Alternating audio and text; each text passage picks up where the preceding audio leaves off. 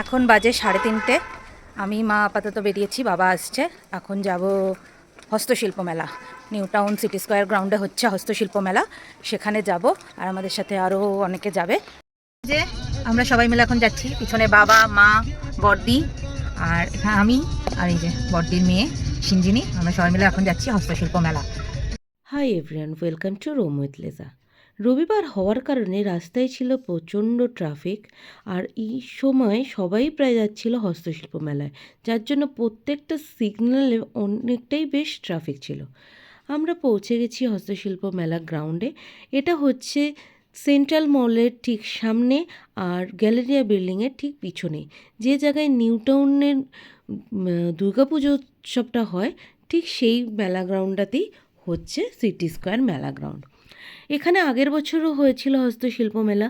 Last 2 বছর ধরে এই গ্রাউন্ডেই হস্তশিল্প মেলা হচ্ছে।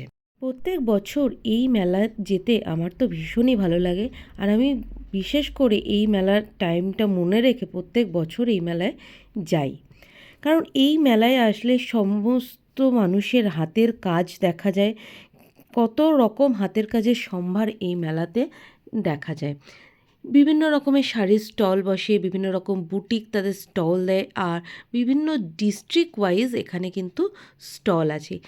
এছাড়া নিত্য নতুন হাতের কাজের জিনিস তো এখানে দেখাই যায়।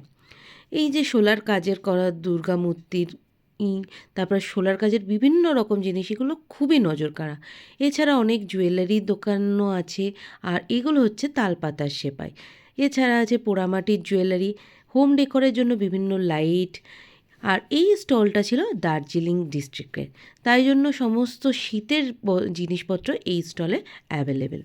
এছাড়া পোড়ামাটি আরও অনেক রকম জিনিস এখানে আছে, খুব ভালো লাগে এগুলো দেখতে।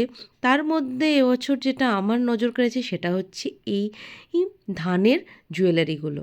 ধানের জুয়েলারিগুলো দেখতে ভীষণই সুন্দর লাগছে। ধান দিয়েও যে এত সুন্দর জুয়েলারি বানানো যায়, এখানে না দেখলে বুঝতাম না। তারপরে এখানের সবচেয়ে বেশি ভিড় মনে হয় এই জায়গাটাতেই থাকে। প্রত্যেক বছর প্রচুর খাওয়ার স্টল বসে, আর এই খাওয়ার স্টলের জায়গাতে এত ভিড় থাকে তা বলার নয়। মেলার ম্যাক্সিমাম ভিড়টাই থাকে খাওয়ার স্টলে। আর প্রতি বছর আমি এই মেলায় আসলে এই বেকড কাঁচাগোল্লাটা কিন্তু মিস করি না। খাওয়া দাওয়ার পর্ব সেরে আমরা চলে গেলাম মেলার অন্য প্রান্তে, যেখানে বেতের বড় বড় ফার্নিচারগুলো স্টল দেওয়া হয়েছে।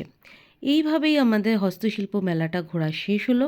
ভিডিওটা ভালো লাগলে অবশ্যই like, share and subscribe. Tata.